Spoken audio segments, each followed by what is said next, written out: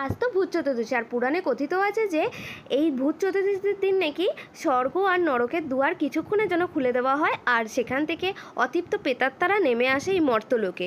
তবে তাদের হাত থেকেই বাঁচার জন্য আগেকার মনীষীরা এই নিয়মটা চালু করেছিল 14 শাক আর ঘরে 14 প্রদীপ দেওয়া। তবে আমার বাড়িতে কিন্তু এই 14 শাকের নিয়ম আছে, কিন্তু অনেকের বাড়িতে থাকে না।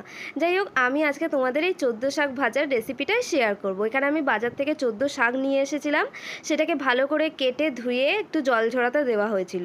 তারপরে এখানে কড়াইতে দিয়ে দিয়েছি কালো জিরে, শুকনো লঙ্কা ফোড়ন দিয়ে শাকটাকে ভালো করে মজিয়ে নেওয়া হয়েছে। যখন এরম নরম হয়ে আসবে, উপর থেকে দিয়ে দিয়েছিলাম একটু পরিমাণ মতন হলুদ, স্বাদ মতন লবণ, আর শাকটাকে ব্যালেন্স করার জন্য সামান্য পরিমাণ একটু চিনি। শাকের জলটা যতক্ষণ না টানবে ততক্ষণ কিন্তু তোমাদের নাড়িয়ে যেতে হবে।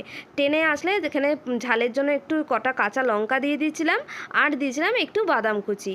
ব্যাস, আমার তো 14 শাক রেসিপি তৈরি। তো তোমাদের বাড়িতে কার কার নিয়ম আছে, আর কারা কারা 14 শাক করেছিল অবশ্যই কমেন্টে জানিও।